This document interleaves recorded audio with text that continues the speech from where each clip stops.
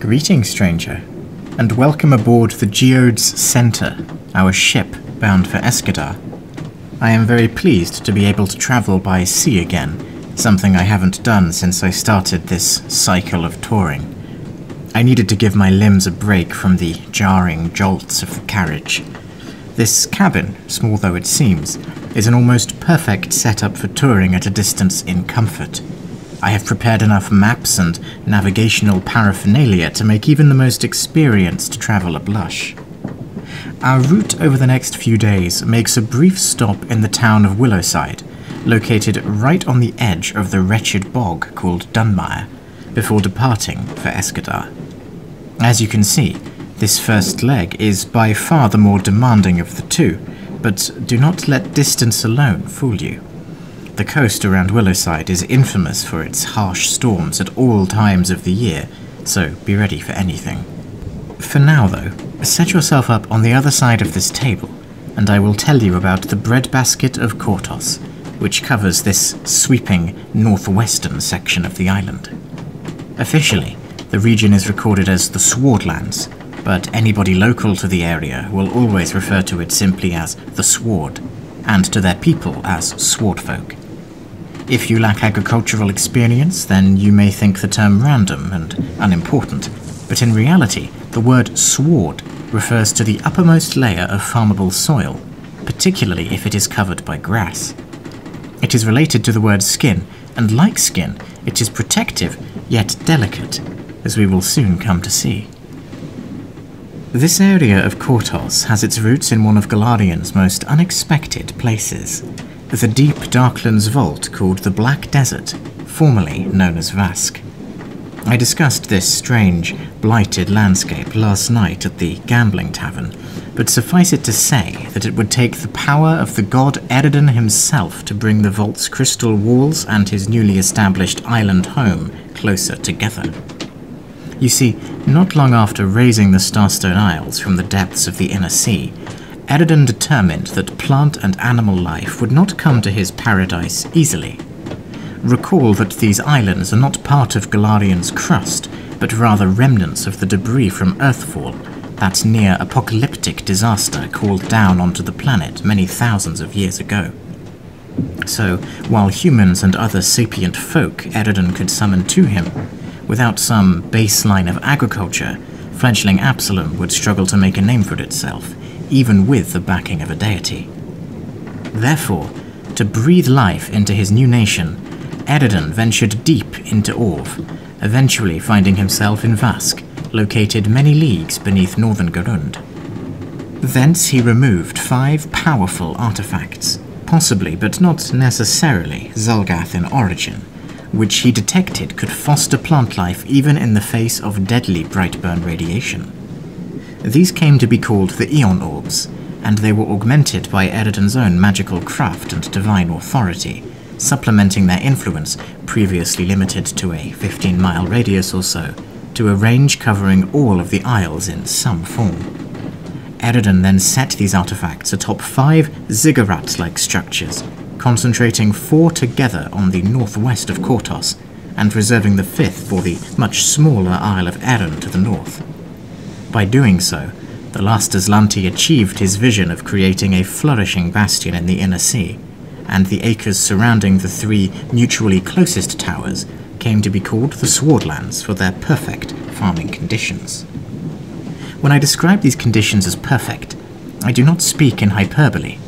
For over 4,000 calendar cycles, the Swardlands enjoyed multiple harvests a year, perfect weather, and freedom from all pestilences and other calamities, regardless of nature or origin. Even the great land sieges of Absalom largely left the Swardlands untouched, with minor exceptions long since forgotten to all scholars not specializing in Kortos lore. The trees of the Immenwood's western edges grew back so fast that Kortosian lumber met the city at the center of the world's needs without strain, and even allowed competitive exporting without the woodland boundary line receding at all, and the fae and forest creatures dwelling there never felt the need to rally against the aggressive companies responsible for all of the felling. The rocky landscape was transformed into pleasant, rolling hills, and here alone on Kortos were folk able to settle inland, establishing small villages and maintaining roads between them. To most other nations this may seem trivial, but for Absalom, such a sprawling network of country folk was unprecedented. However, they say that all good things must come to an end, and for the Swardlands, that end began in the year 4606, when Aroden died. In the short term, the land remained unaffected whilst its people mourned and grappled with a new age of lost omens, plagued by uncertainties and unkept promises. But as the years dragged on, the most observant of us began to notice changes in the productivity of the Swardlands. Once a decade or so, a season would present imperfectly. An early cold snap would ruin a harvest, or rain would outstay its welcome. Once a decade slowly became twice, then thrice, and scholars united with farmers to question the integrity and longevity of the Aeon Orbs. Druids and wizards monitored their power, and all reached the same conclusion. Their magic was beginning to wane. The blessings of a dead god can only sustain something for so long, it seems, and as meticulous as Aroden was, the march of time is unstoppable. Now, do not mistake decay for disaster. The orbs continued, indeed continue, to function, and in all probability they always will, given that their fundamental nature is not related to Aroden at all. He merely enhanced what he found. Today, the Sword remains an unbelievably productive area of the world.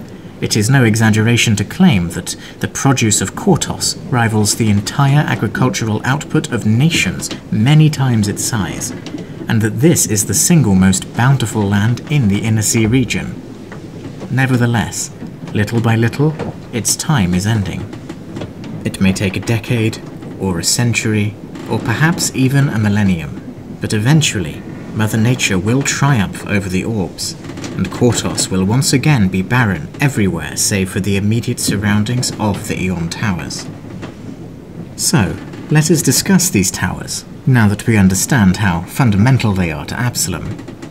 The first thing to clarify is that calling them towers is actually quite misleading.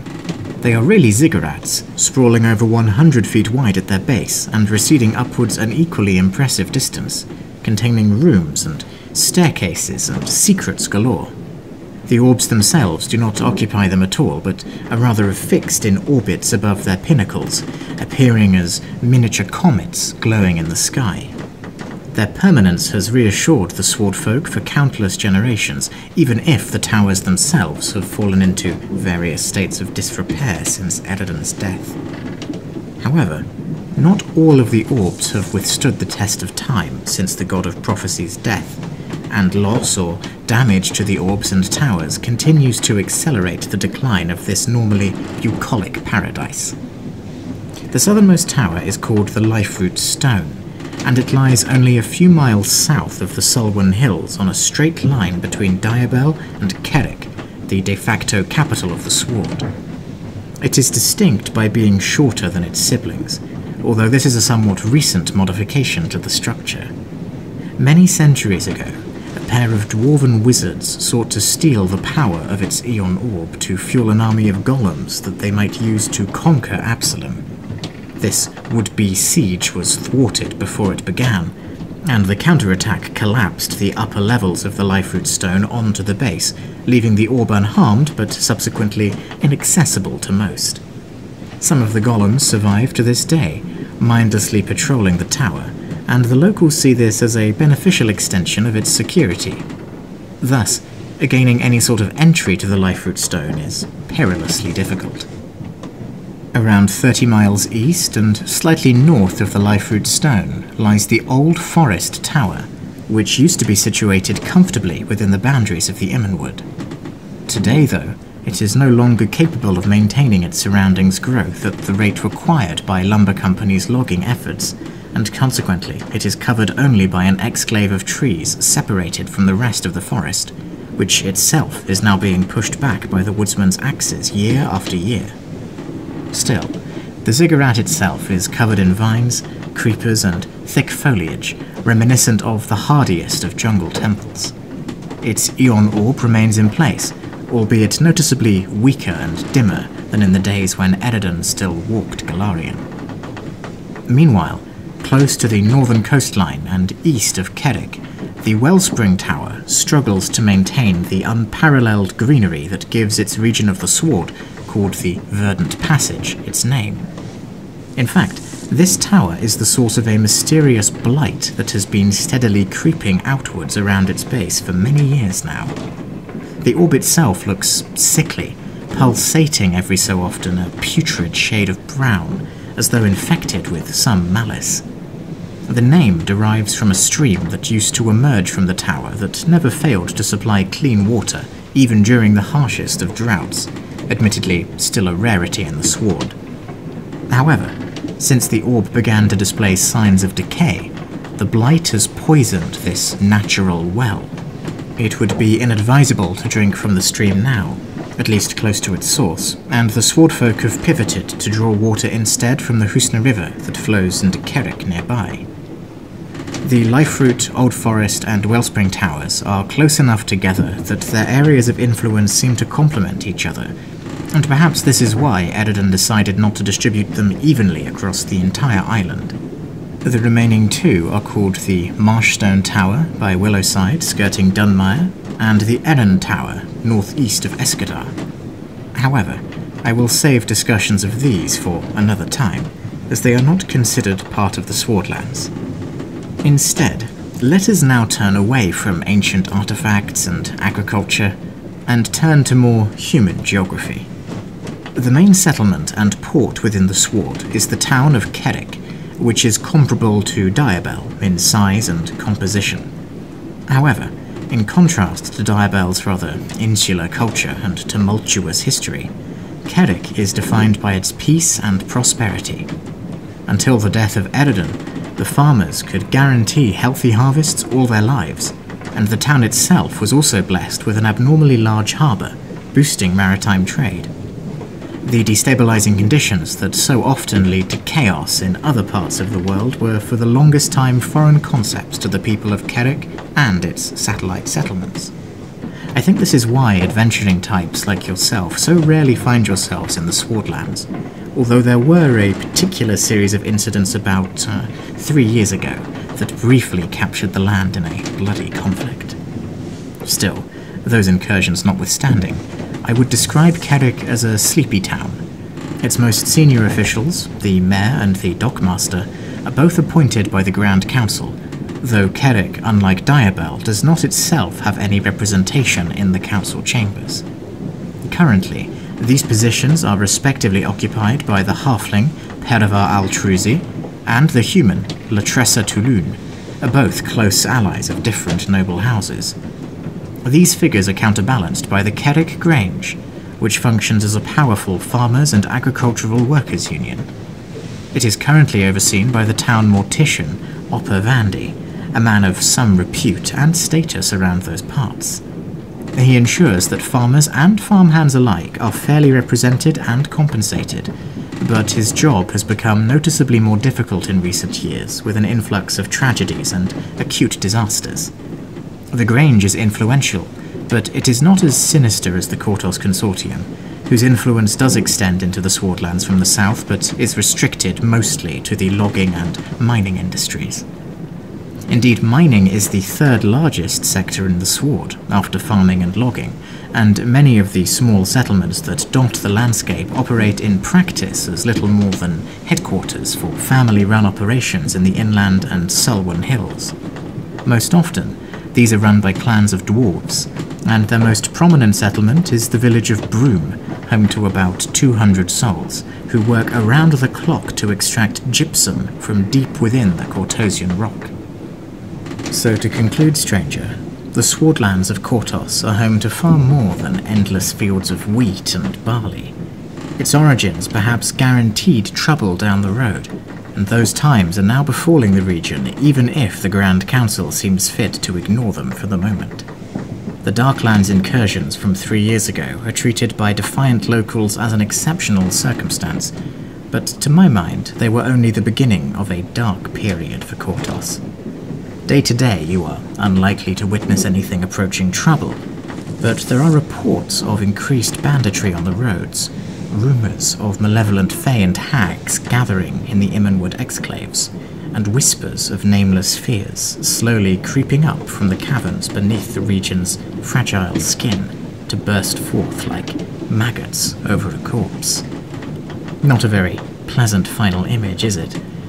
Well, perhaps I am being too cynical.